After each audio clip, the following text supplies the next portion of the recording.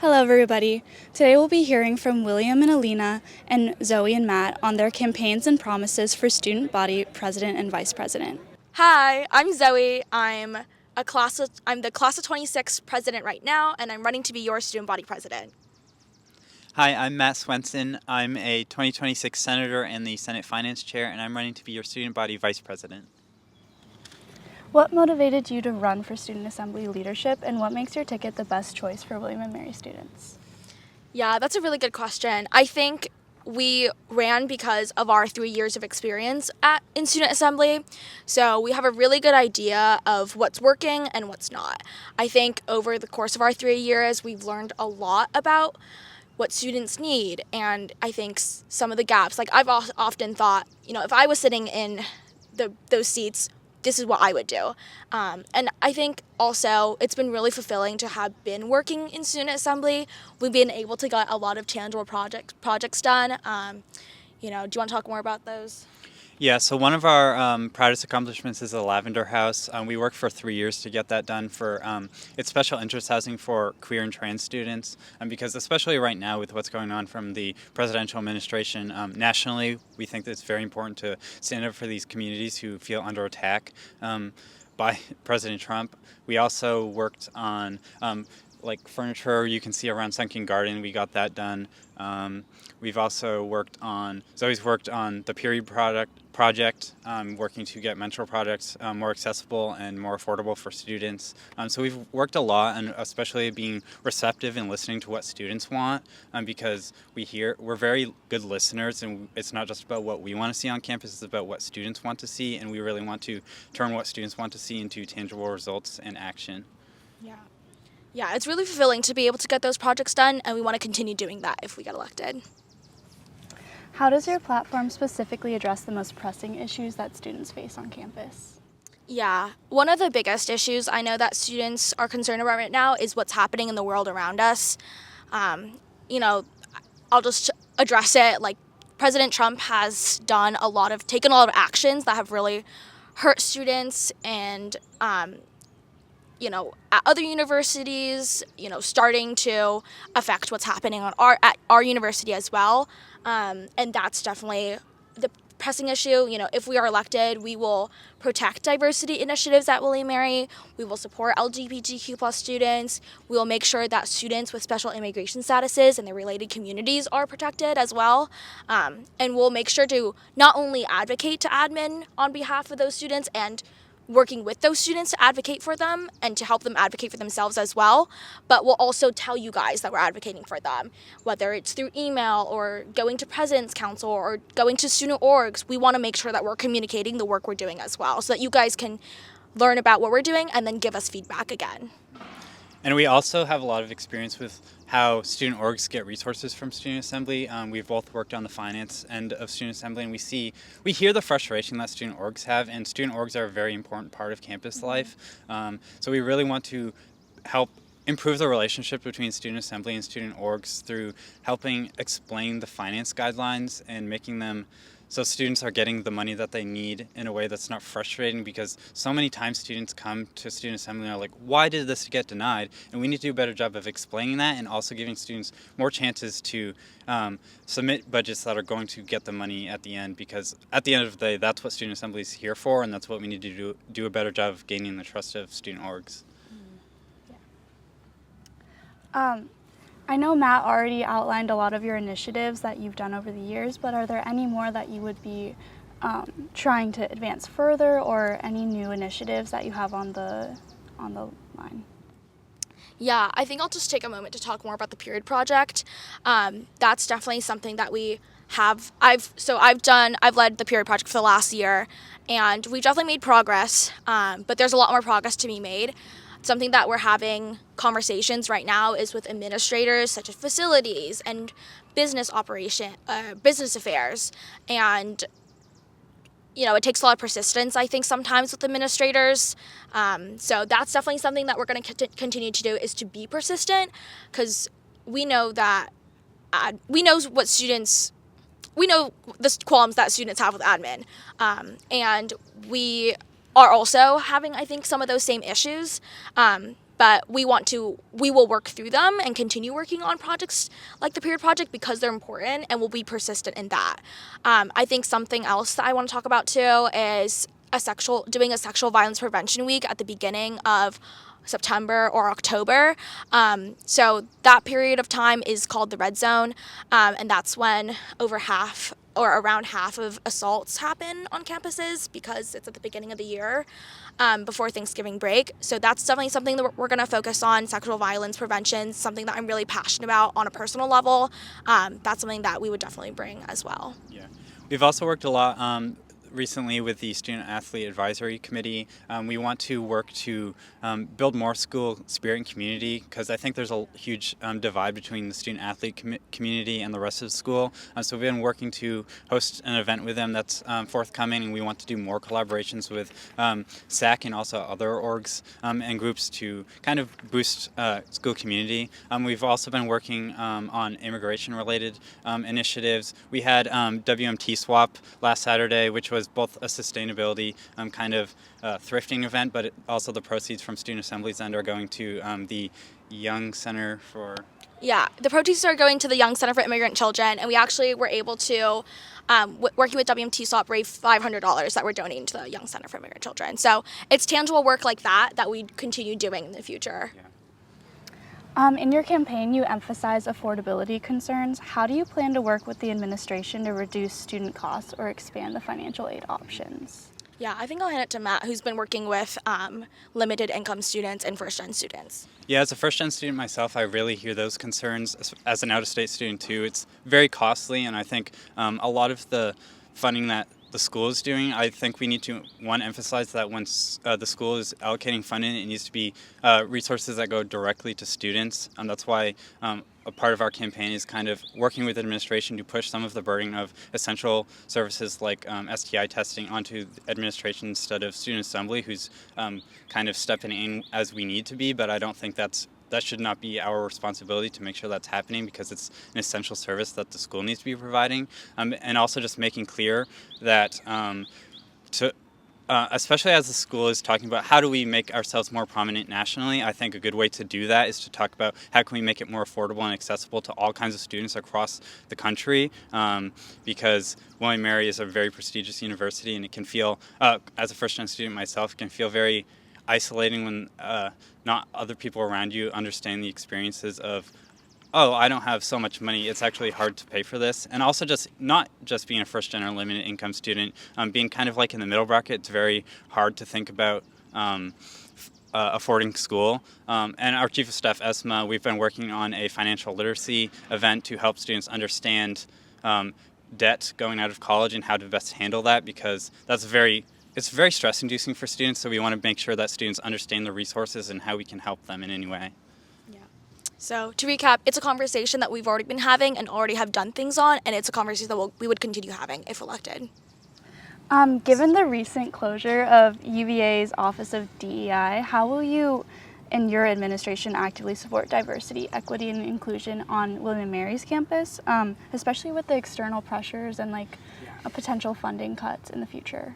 Yeah, it's definitely something that we've been thinking a lot about. We will be proactive when it comes to protecting diversity initiatives. I kind of already talked about that in the opening, but we'll be proactive. So having conversations, making sure admin knows that students will stand up, fight back if our diversity initiatives get cut.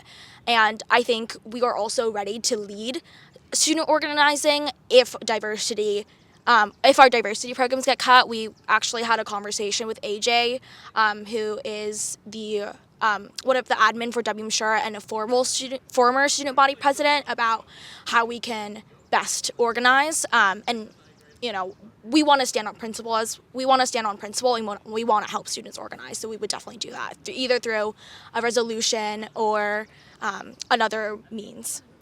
Yeah, ultimately for us, it's about being comfortable, being uncomfortable, because we need to stand up to admin, and even when it's not the popular thing, because we know the pressures that are coming from, the national atmosphere, we need to be vocal about what students want, and sometimes if we have to get in the way a little bit, we're willing to do that, because at the end of the day, this is a very important issue for students, and that calls for a lot of action and persistence. Yeah.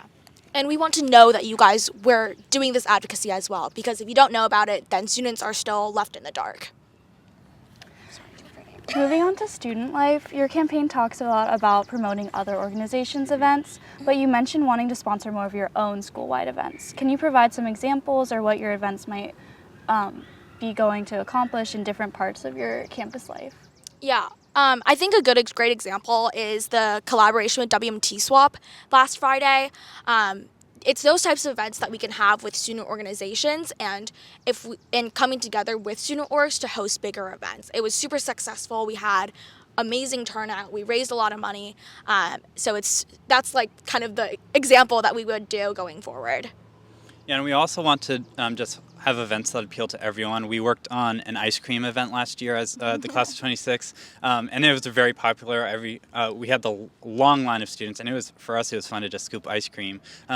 We also like the work that Nico Giro Martin has been doing on free ice skating at Colonial Williamsburg, because I think that's a good way to appeal to graduate students too. That's a big part of our platform Zoe can talk about too, because she is a grad student, but we want to include grad students too in the school community because they're a very important part too, and we don't want kind of like separation of communities. We want to build ourselves together and celebrate our William & Mary community as one.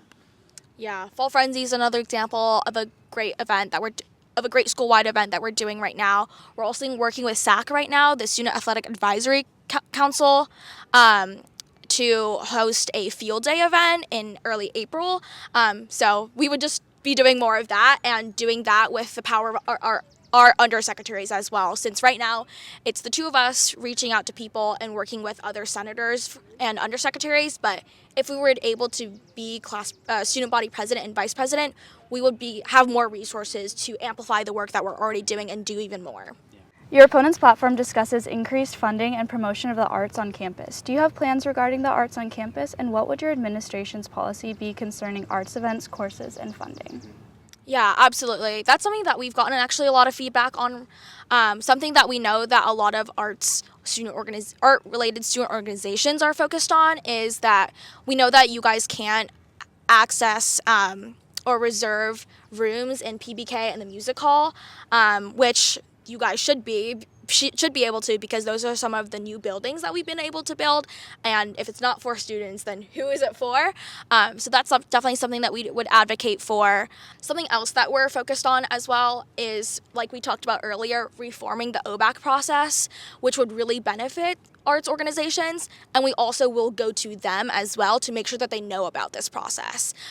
We also want to work with the Muscarel as well. I know that there's the Muscarel Union of Student Engagement, Muse. I actually just went to their jazz event a bit ago, which was super fun. And like that's the type of we also want to collaborate with Muse in hosting bigger events. So in the same way that we collaborate with WMT Swap and with SAC and with WM Fire, we also want to collaborate with arts organizations as well to amplify their events.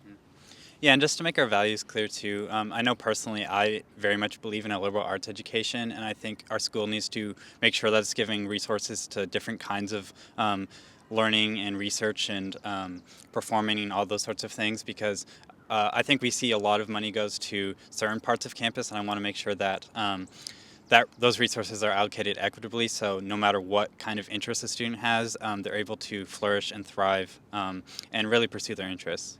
Yeah, and a big part of our platform as well is, like, if we aren't representing what issues are mattering to you, we want to hear about them. We want to know, like, what the issues that you're facing are, what are concerns you're having, what are some struggles with administrators, what are some struggles that you're having outside of campus. And we want to make sure that we are aware, like you guys can talk to us, and we truly do want to hear about your issues so that we can work together to create more solutions, that student assembly to what's more solutions and figure out what can student assembly do to help you. Just to kind of give an example, I was just talking to Sabrina, who's a transfer student, and she was talking to me just this morning about some of the issues that transfer students are facing, and that's not a part of our platform yet, but it will be. We're going to post a policy recap post that will also include what are some of the conversations we've been having with students already, and and emphasize that we want to continue having those conversations about topics that we don't know a lot about yet. I know you guys already mentioned the Lavender House Yes. and that initiative that you spearheaded this year, or the past few years. But student housing is a large topic Yes. of discussion. On campus, securing housing has been difficult with the construction of the new dorms. And off campus, many students struggle to find affordable housing. Beyond of that, advocating for change, what concrete steps will you take to ensure that students have better housing options in Williamsburg? Yeah, so that's a really great question. I actually had a couple of conversations with Tevia Griffin, who does a lot of the housing on Williamsburg side when I was a freshman. And I haven't gotten the chance to continue those conversations just yet because positionally we're not like, we're better situated to do stuff like the Lavender House, etc., rather than advocacy at this moment, or as class president and a senator. But something that I know about, because I've had those conversations and applied to the planning commission, we would want to expand the three-person exceptions. So there was a moratorium on expansions, a 3-year one that expired very recently. And we want to encourage landlords to apply for an exception to the 3-person rule, because we know that students are there's ghost tenants oftentimes, and students aren't protected because they feel like they can't go to the landlords if they experience issues. So we want to help landlords and students get an exception to the 3-person rule so that 4 people can live in a house legally. That's something that we would have our undersecretaries do in working with Williamsburg. And I think something else too is making sure that we're communicating to Res Life the issues that we've been having. I've actually kind of started those conversations, especially since we've worked so closely with Res Life. When it comes to the Lavender House, I think the problem is that they're willing to hear our conversations, but sometimes that doesn't get translated to students. That information's not getting to students. I know that in the past, there's been a long wait list, and students have not got off the wait list in the summer, which is extremely stressful, and causes a lot of fear that they won't be able to be on campus because they don't have housing. And we want to make sure that doesn't happen again. If you are on a wait list right now, we want to know about that so that we can communicate that to Res Life, because we have already established a relationship with them. And I think they're willing to hear us out, but it just takes that. We can't do anything if we don't know about it, is what I'm saying. So yeah, sorry, that was a long-winded answer. No, you're good. Yeah, and onto the off-campus part, I think students really need to exert their influence on city council decision making, because students are a huge part of the Williamsburg community, and I think Williamsburg thrives off of what William Mary brings to the community, but I don't think our student voices are respected enough in city decision making. I've had a long experience working with the city. I'm on a city board for social services. I was instrumental part on Aon and Williams' campaign for city council, and I just think if we want to get these good ideas to happen, we need to make sure that city council's hearing our voices, and that they not just hearing them, but taking them seriously, because they need to listen to our voices, because we are a significant portion of the Williamsburg voting population, and if because we only have 1 student on city council right now out of 4, which can only go so far. So we need to make clear that these things are not just good for students; they're good for the whole city community, and they need to be taking our voices seriously. Yeah, we definitely. You can check out our website. A big part of our platform is to bring students to these council meetings, city council meetings. We want to be an organizing force in doing that, because if it's just one person, that doesn't. It's really powerful if a bunch of students show up and communicate that. So that's something that we would do if we got elected, to communicate some of the problems that students have had with off-campus housing, so that they can do some of the advocacy for themselves, and we can help students advocate for themselves. Yes. That's all my questions, but do you guys have any final things to say before we end it? Yeah, I think I just wanted to touch on kind of a broad overview of our campaign again. We are running a people-centered, results-driven campaign, and what that means to us. Did I talk about this in the beginning already? No. Okay, awesome, perfect. I'm just gonna start over then. Yeah, so Yeah, so I kind of just wanted to give a broad recap of our campaign again. So we're running a people-centered, results-driven campaign, and we believe in being people-centered and results-driven. And what that means to us is we want to truly understand the issues that are important to you and make sure that we work with you to make sure to create solutions to what can student assembly do about those issues. And we're going to get stuff done too. Like, we want to produce tangible results for you guys, and also help with advocacy and communicate that advocacy back to you guys.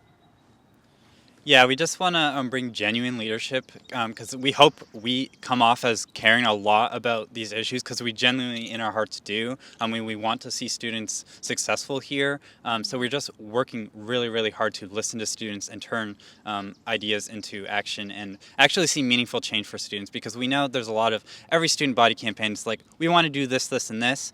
Does it always happen? I don't know. We want to be kind of people who try our very, very hardest to get things actually done. Yeah, we have a really strong work ethic, and we also will have the time next year to dedicate to student assembly. I'm going to be a master's in public policy student, a second year master's in public policy student, but I'll actually be taking less classes than I am right now, which is going to be awesome. So we'll have the time and energy to dedicate to student assembly, and I didn't talk a lot about the graduate student issues, but we will also advocate for stuff like fair parking enforcement. We know that the Parking Appeals Committee is deactivated right now and is not active. We want to work on reactivating that committee so that if you receive a parking violation that is unfair, that you have a resource to advocate for them. And we want to put diverse communities on that Parking Appeals Committee, such as graduate students and law students. Yeah, I think that's it. Yeah. Thank you so much. Thank you. Hi, I'm William Henderson, and I'm a junior, and I'm running for Student Assembly President. Slide. Hi, I'm Alina Jones. I am a senior and getting my master's in elementary education next year, and I am running for Student Assembly Vice President. What motivated you to run for student assembly leadership, and what makes your ticket the best choice for William & Mary students? Yeah, so one of the things that we're running on, or kind of the reason I'm running, is kind of just the idea of belonging and acceptance and making sure people can see themselves in William & Mary. I think there's a lot of talk when you get to William & Mary. Being an OA, you hear about who comes here belongs here, who comes here belongs here, but then you get to William & Mary, and sometimes you don't always find that belonging, or sometimes it's delayed, or sometimes it's very quick, but then you're looking for more belonging, right? So I'm like, how can I be a change maker within the community based on like the smaller extracurriculars I've done, and now on a bigger extracurricular being like, hey, I see a pocket where people really want to see themselves in the school that there are, and how can I represent that? So kind of being that change maker, that figure, that person that people can confide into, so that, like, you know, they can say, hey, I had 4 years or 3 years or whatever, how many years are here at William & Mary, and say, like, this is the best place I was, and this was the best self that I was. So, yeah. Yeah, that's a great answer. Yeah. I would say I feel like something that's been really important to me just like my entire life is trying to be the representation I want to see. And I think it's very important that, you know, as a woman of color, like being in student government is like a pretty big deal. And just making sure that people feel themselves in student assembly and can see themselves being in those leadership roles that William and I have had the opportunity to do while on campus. So yeah. How does your campaign specifically address the most pressing issues that students face on campus today? Yeah, kind of just leaning off of kind of what Alina just said. There is an attack just on being a liberal arts school. There's an attack on being diverse at a public institution or just at any institution, period. And so we think we're the best voice to kind of counter that based on the extracurriculars we do, the things that we're involved in. Just knowing that we are a voice that is going to be in the rooms, going to be with admin, going to be with student groups, and just you as a person that will advocate for like seeing yourself at the school, kind of going back to my first point. But it is a scary time. It's a time where, like, you know, I'm here learning sociology, and there are others that are doing heavy STEM, and that's the beautiful nature of William & Mary, being able to do liberal arts and to do heavy research. And for that to be undermined or come after, that's something that is dangerous to kind of just what William Mary is, what we came here to be, what we came here to do. And so I think as a campaign, as candidates, we are the voice for that. I have worked in student assembly for 2 years already in the diversity, equity, inclusion space. It is a space that I've worked with MCOs, religious organizations, and various other academic and sports organizations across campus, where I'm saying, hey, what are the things that you need? What are the things that we can represent, and what are the things that we can get moving, the ball moving forward? And I think sometimes people are like, oh, well, diversity, equity, inclusion is just diversity, equity, inclusion. It doesn't really involve me, but it involves so many different people. It involves so many different thoughts, so many different people that like interact with each other. And so if I and Alina can, help provide that, but on a bigger scale, on a greater scale, especially while things are darting at us when the school hasn't necessarily made a decision on what they want to do. Kind of preserving that and preserving, the safety of coming to a college campus and being around like-minded individuals and some unlike-minded individuals and being able to freely express. And that's something that I really want to preserve and something that our campaign can really directly address. Yeah, I think something that I really appreciate about William and I, and why I'm confident in our campaign and like wanted to put my energy and effort into this, is just because I feel like us and our team have such a wide span of campus, and we talk to so many people regularly and are so intentionally involved in different parts of campus. William has a great grasp on MCOs, and I have had so many experiences in Greek life and seeing all the stuff that happens there. And then we have athletes on our team. We have, IRC members. And I think just that kind of approachability that we have is something that I think will make a lot of the pressing issues on campus just get to student assembly quicker, just with how involved we are in the community and how, talkative we are, for lack of a better term. So, yeah. Yeah. Transparency and accountability are critical for student leadership. How do you plan to engage with students and ensure that their voices are heard? Yeah, I think Alina kind of spoke on this. Like, we are both very friendly faces. A lot of people recognize us. I'm one of those, like, call me a weirdo. I just, like, wave at everyone, smile at everyone, say hi. Like, why? Why not? And so I think that plays into some of the approachability. And then also the transparency. We have listed on our website, listed in some of the things that we post on Instagram. And then if you have conversations with us about just kind of making sure you know what we're up to, right? You know what we're doing. You know what we're doing in our meetings. You know what we're advocating for. I think sometimes it's really easy and sometimes easy for student assembly members to like be so driven in their work that they may forget to speak to the people around them or give them an idea of what's going on, and some members of the community at William & Mary don't know what student assembly is up to. And so we're trying to be that bridge. Like, hey, you see me in student assembly, but you also see me in my MCO. You see me in my a cappella group. You see me in SUA. You see me in so many different areas where it starts to become natural, and those conversations are natural. It's not just like, hey, here's an email. This is what we did. Wrestle with it. It's like, hey, we've done this. You've seen us do it. We take your feedback. It's a conversation, making it more of a conversation. And so that's how we're going to deal with transparency. Also, there are a lot of things that senators pass. There are a lot of things that the executive cabinet do that are very student-driven, that are also very collaborative with a lot of other student organizations. But sometimes you don't know those organizations are working with student assembly. Yeah. So figuring out a way to also enhance that and also share that with the community so that like, hey, I heard that this club is doing this. Wait, this is super cool. They got the funding from student assembly. They got outreach from student assembly. It just makes it more of a collaborative effort. I think sometimes organizations are so stuck in channels, but there's so much complexity within ourselves. Like, I'm not just a student assembly candidate. I'm not just in student assembly. I'm in a lot of different things. And so if we can do that in our transparency to show that students are involved in a lot of different things, and our policies and our work and the bills that are passing are part of many different parts of campus, I think it would allow for transparency to be natural and something that people are looking for. And then also, Alina probably can hit this more than I can. Like, through our outreach and engagement, we'll probably definitely be able to try to see ourselves more and be able to do that. Yeah. So this year I'm serving as the Deputy Secretary of Outreach for Student Assembly, and last year I was an undersecretary, and I have really learned that there is a disconnect between what Student Assembly is doing, how they are doing it, and what the students think they're doing. And I think this year we've intentionally tried to address that. Our department has worked very intentionally to make the Instagram colorful and, show faces rather than a bunch of words. And I think, using that way to show what's going on rather than tell what's going on in student assembly has been really effective. And I think William and I definitely plan to elaborate on that and make sure that the Department of Outreach is kind of involved in every other executive department so that every department feels like they're getting feedback from the student body and the student body knows what's happening within the departments. So, yeah. In your campaign specifically, you talk about increasing student representation and advocacy. What concrete steps can we see that you would amplify student voices in administrative decisions? Yeah, so firstly, being in the role that I am as a secretary, you don't realize how much you have to interact with administration.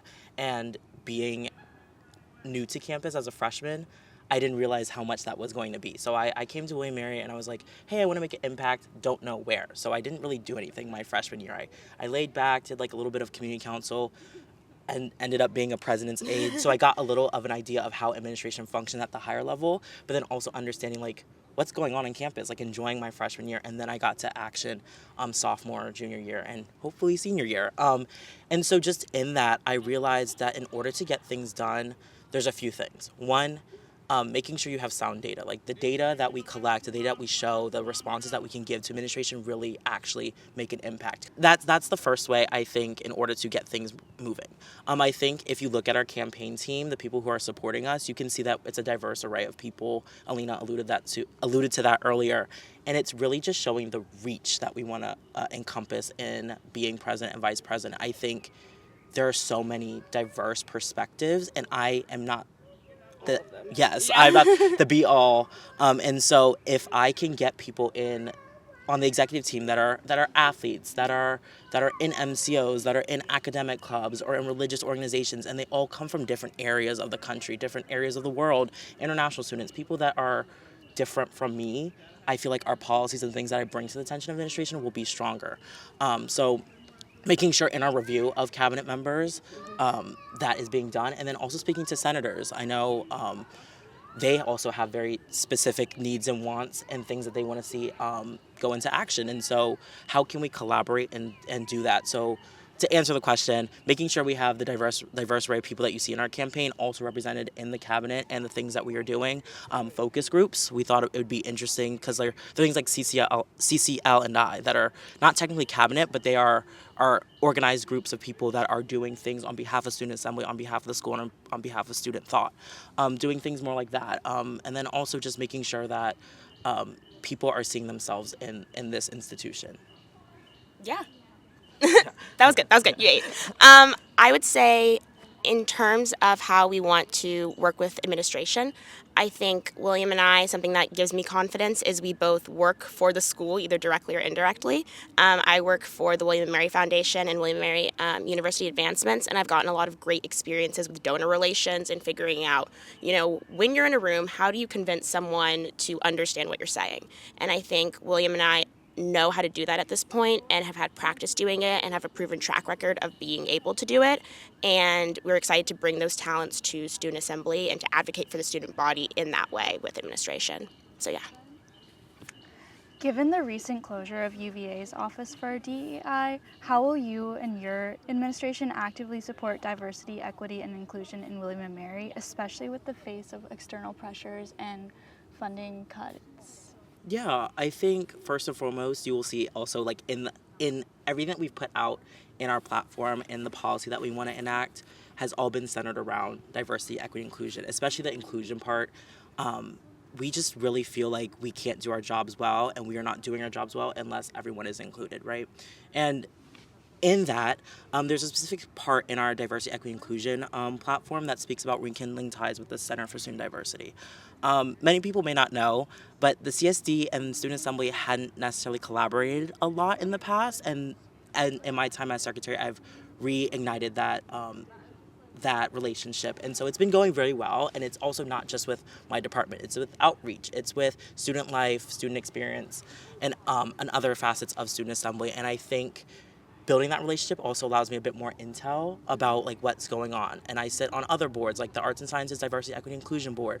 I'm sitting on the Collective, which oversees that board and does all of the diversity initiatives across campus that directly advise President Rowe. So there are things and rooms I'm sitting in where there are conversations that are had and I'm staying steadfast on my beliefs about this is something that we don't want to go away, and the school is trying to figure out how to balance that. And so I am a believer of pushing and feeling the boundary and maybe going a little further than that to then get something that's a bit more realistic and something that can happen. And so I have full confidence that William & Mary will decide to make the right decision.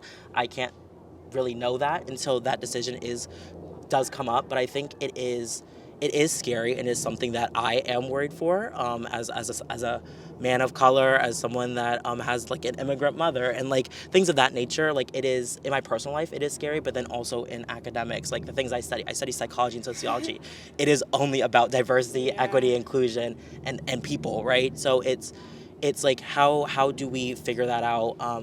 And we'll do that, especially when we get more information about that. But I think also I've been talking a lot with the director of the Center for Student Diversity and the Chief Diversity Officer, so Sean Glover and Monique Williams, and they have been figuring out ways to go around it, figuring out ways to still be present and still help individuals, whether it's like through inclusive excellence or authentic excellence or renaming it so that the mission is still there, the action is still there, but maybe we call it something different. Like for instance, I was talking to Monique for a while, and she was telling me that graduation was looking a little iffy because we do Dawning of the Kinte. Right, yes, Dawning of the Kinte, affinity-based graduation ceremonies, but we don't give out degrees during those ceremonies. So they have changed it to be celebrations and changed the time so that people can, go to it and there's less attention on it, but people can still, interact with it, so that students can still have that, hey, I was in a Black member of William & Mary, and I can get my special kente cloth around my neck. And for other students that also identify in different spaces. So it's figuring out, hey, if there's an attack, if we can't figure out what we can do, are there workarounds? Are there things that we can call it different? Are there things that we can target differently that can still get the same outcome and still support students? I think it'd be a disservice if the student body was excluded from things like the CST or diversity initiatives, and I think William & Mary should take a stance and be very strong about it. Yeah, I completely agree. I think I'm also very committed to seeing that DEI is something that is firmly a commitment of the university and within Student Assembly, and I know William and I are not going to let DEI go anywhere. It might be called something else. It might have a different name, a different ring to it, but the values that everyone belongs here and everyone can see themselves at William & Mary will not change. And I think also intentionally working on how to support students through these times. Working with the Wellness Center and seeing how we can, promote them in ways so students know where to go when things are confusing. And, working with administration to let them know that students need to be in the loop about what's going on. We can read the news. We know something is happening. Just because they're not telling us doesn't mean that we don't know, and making it clear that, we need to be kept in the loop about how this affects us for funding, how this affects us for, graduation ceremonies, anything like that. And I think furthermore, just coming back to the fact that William and I are committed to being faces on campus that you can just come up to and ask questions, and we will get those questions to the right people. So yeah. Moving on to student life. Your platform talks a lot about increasing student access to resources for support, whether it be mental health, career-oriented, or during orientation. What do you think are the most important resources students are currently lacking, and what steps would you take to create these resources? Yeah, do you want to take this one first? Yeah. Of course. So I think that as orientation aides, we both have a special place in our hearts for new students and making sure that students know where to go when something is not correct. I think right now something that we can be focused on is making sure that the construction that's going on is very sustainable, and making sure that students understand where they can walk on campus and accessibility and very small things like that. I think we have a great chief of staff, and he is the current secretary for public affairs, and he's worked a lot with the city, and I think working with the city for transportation. Students should know how to get from the campus to where they want to go, and should have a reliable and safe way to get there. And I think taking concrete steps to work with both him and the city of Williamsburg to make sure that the transportation around and on campus is something effective and useful is a big thing that we're working on and a big resource that we want to focus on. Also, like I was saying with the Wellness Center, the Wellness Center has done some incredible things on campus, and I think they've just been unfortunately overshadowed by lack of either attention drawn to them or various other things. And I think making sure that the resources that are at the Wellness Center are highlighted on student assemblies, like Instagram, website, all of the things, so that students know that those are available is something that we're committed to, and using our Department of Outreach and our Department of Data to, like William was saying earlier about collection of data, making sure that we know what students want so that we can tell administration and get those things changed. So yeah. Oh, speaking about resources and student life and kind of just like the student affairs aspect of things, one thing that we know as OAs and just like people here at William & Mary, sometimes you have to find your resources, and sometimes that can be very daunting to individuals. It's very daunting to me as someone that is a little slower to ask for help, and I've learned to grow from that. But when you're stuck, when you're helpless, or when you're confused, sometimes like figuring out on your own is very hard. It's a hard thing to come out of, right? So I'm like, hey, if we can do anything, and we know a lot of resources on campus, if we can plug that into different areas of campus and for people to know how to get to those resources, it would be amazing. I mean, a lot of people that have been here for a few years will have known that we had a Dean of Students office, which is kind of like the umbrella for all the different offices. And now they've kind of changed that situation. And so it's a little confusing. There are some unanswered questions, and sometimes you don't know where to go. So if Student Assembly can be the first stop, or if we can guide you to where your first stop should be, we would love to do that. We would love to help. And I think sometimes when you're looking at some of these departments and some of these resources, you may think, hey, this might not apply to me. But sometimes if you just go to an office or go to someone that understands, we understand, we can get you to... We can start. Right. We can start. Yeah. And so... like academic well-being is not just about, hey, you've messed up on your academics, you need a slap on the wrist. It's also about time management, academic support, figuring out what you want to do. The Office of Undergraduate Academic Affairs, for you to figure out what you want to major in, what you want to like put yourself studying. It's that type of thing. And so we've been working with a lot of individuals, a lot of senators, a lot of students across campus that understand the intersectionality of resources on campus, students, and student assembly. So we're talking to people like Atticus Gore and Grace Lorch, who are heavily involved in the Wellness Center, but in campus rec. And they're talking about relieving stress and academic stress and that facet. And then we're talking to athletes who are worked hard, I think, sometimes not knowing what their schedule looks like when they are about to go into season, or they are in a different state, or even shout out women's basketball in Austin, but they still have to come back and deal with class, right? Making sure that athletes also have the idea that these resources also pertain to them. For international students, sometimes they're really heavily interacting with the Reef Center, but that's not the only place you can go. So just like being the people that people can say, hey, Alina and William are friendly, maybe they know, or maybe Student Assembly knows where to go for this resource. And so making it easy, making it apparent, because I don't know if you guys noticed, Blackboard and WM.edu is a long list of things, and sometimes it's just like hard to figure out where to go. So if we can do that, it's laid out a lot on our website, a lot on our Instagram. If we can just be that centerpiece, or just that person to push it along, That's perfect. Try. Social media seems to be an important form of communication for your ticket. Is there a way that you're hoping to reach out to students that don't have Instagram or things like that? Yeah. I will, I guess, start and give a little bit, and then Alina, this is her wheelhouse. But we know that Instagram is something that is very used across campus, so that is kind of where our platform has been. Not just Instagram, but just digital media just has been something that is very easily consumed.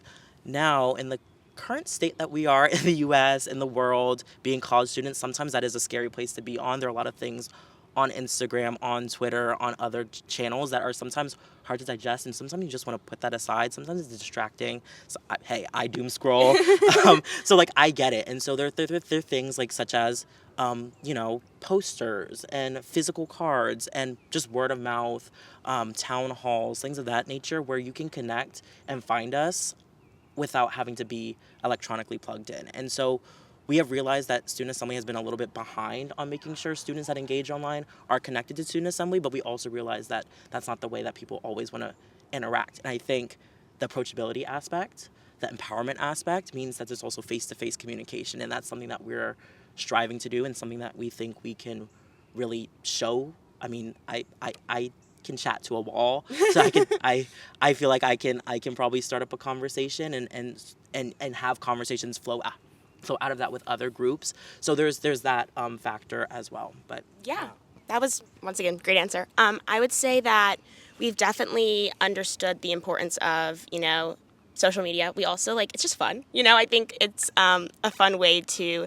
explain kind of bigger concepts in a way that feels digestible and easy to understand and accessible. I think that was our main, intent with the Instagram, is making sure that people have a way to reach us, and a first step. So I think in addition to that, all of the posters that we're putting up, we are seeing how those can, show kind of like our vibe and what we're going for, which is really cool. In addition to our Instagram, our main, reasoning for that was just accessibility and making sure that people have a place to go. But additionally, we're working really hard with our team to get inside of, different clubs and MCO spaces and, different Greek life chapters to speak to people in person, because that's super important to us.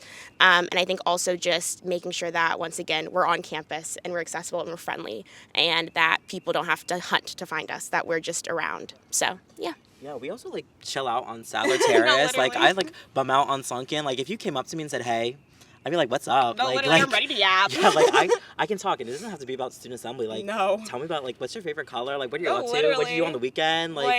Favorite song right now. Yeah. Making sure that we stay relatable Yeah. and approachable even after the election. Yeah, I mean, in general, you see us, if you go around, we have the formal photo where we're, and then we also have the photo where we're, jumping up. I think that just plays to, our personality. We're chill people. Yeah. I'm a student first. Student Assembly is something I'm very passionate about, and it's something I'm putting a lot of effort into, and something I want to see be successful. But it's also hey, I'm a student. I like to have fun. I'm in an a cappella group. I sing. That's a little quirky. I feel they're just things that we do that just give a personal touch. And so if you looked at our personal Instagrams, if you looked at kind of the people we interact with or our close circles, we're just chill, fun people. We laugh. I laugh a lot. We laugh a lot. So Yeah. Yeah. Yeah. There have been some ongoing concerns about student police interactions, especially with regard to enforcement of noise ordinances at social gatherings, and you mentioned encouraging decreased enforcement. Can you be more specific to what steps you would take to promote fair and less intrusive policing? Yeah, I think first and foremost, we have a lot of people that have helped out with our public affairs policy. Our chief of staff is very involved. He knows kind of the ways around Williamsburg, and we also have leaned on other members who are also on our campaign team, that Tom Chestnut and others, Annabelle Glassman, who are really involved with those circles that interact with different members of our community that are outside of William and Mary. And so we think, again, the sound data piece of being hey, these are what students are doing. These are where students need to go. These are what students are feeling. Because at the end of the day, especially when we have a lot of elections, not for student body, but for the Williamsburg local community, there are a lot of students that have registered in this area, and their voice deserves to be heard. I think students in Williamsburg deserve as much attention as the people that are retiring or living their day-to-day lives here. So we talk about a few things in our platform. So looking at it two different ways: the city of Williamsburg and then Colonial Williamsburg. I think firstly, tackling Colonial Williamsburg, it's a great place to interact. I go to study, I go to walk, I go to run. A lot of us do those same things. They give us a pass for 4 years where we can interact with those things. But sometimes Colonial Williamsburg, as much as we love it, is also an interesting conversation to tackle. It's something where, hey, as a Black member of the community, I'm okay, it is Colonial Williamsburg, but students have insightful conversations that can, insightful thoughts to lead conversations with Colonial Williamsburg, like the Lemon Project, the Lemon Society, CCL&I, and a lot of other student groups, where these conversations are part of learning. It's part of interacting with our community. It's part of learning. So like really strengthening that bond and those ties, and something that's not just like the parades that they throw. Those are fun and we interact, and a lot of organizations are part, but also like deeper conversations. Yeah. And then moving on to kind of the city of Williamsburg, I am very close with Ayana, who is the most recent councilwoman, that student councilwoman that just got elected to, her position, her city council, yes, her position. And so having those conversations that are natural and that can come easy, and her giving us guidance. There are professors that are part of that same group. There are alumni that used to be part of those groups. And so just really being like, hey, our voice matters, our voice deserves to be heard, but then also encouraging and empowering. Empowerment is a big part of what we're running, and having students feel empowered enough to go to those meetings, to go to those places, to take a stand, to talk to individuals that are affecting kind of the day-to-day activities of students. Because it's not just us in this little triangle of William and Mary. It's, hey, we live in Midtown, we live in Griffin Arms, we live around, we go and interact with the food options, the grocery stores. And so if we're doing a lot, if we're giving back to the community, especially part of our platform is about community engagement and volunteerism. If we're giving back, there are a lot of people that do a lot of work within the schooling systems in Williamsburg. If we're giving, I feel like we should get a little bit, just a little bit, just a taste. And so, talking to police forces and to council members saying like, hey, 11 o'clock is a little early, especially on a weekend. What can we do? How can we be respectful? What are we doing that is bothering you? And then how can you appease us? How can we form that connection and that collaboration so we can be happy on both sides? I think one thing that I hope we can also preach is that students should maybe go to William Mary Police Department first. I know sometimes that is sometimes hard to do because the city of Williamsburg Police are around, but also trying to figure out actionable steps to make sure you are safe, to make sure you know your rights, to make sure that you know that there's a student body, there's a student assembly, there's administration at the school that is behind the students to make sure student safety is great. I think sometimes as students we can feel like the police are a bit aggressive. And I'm not meaning physically aggressive, but sometimes the way they patrol, the way they speak to students, it's sometimes a little disheartening because we are people that really love the Williamsburg community. A lot of us came to Williamsburg because we love Williamsburg. And so whatever we can do to mend that relationship, whatever we can do to be people in between those conversations between students and police and people that are elected officials in Williamsburg, we would hope to do that. I think it's a case-to-case basis. I think every year there's different things. Like there's a housing crisis, but then we have a bunch of dorms coming up. So what will that look like? Sometimes there's not a lot of accessible food late at night. Wawa shouldn't be the only option. What are other walkable things? Because not every student can have a car the first 2 years of campus life, but then also not everyone can afford having a car. Not everyone can do certain things or have certain liberties. And so what is WADA doing to fix that? What are we doing? Like if WADA says, hey, we'll create a new route, how are we getting students to use that route? And then also, collaborating with other things and facets of campus, like sustainability. Riding a bus is so much more convenient than, it maybe a little less convenient, but it's more helpful for the environment than driving a car. Things of that nature. I think something that's special about our ticket is, to my knowledge, we will be the first one to have a Panhellenic woman on the ticket in quite a few years.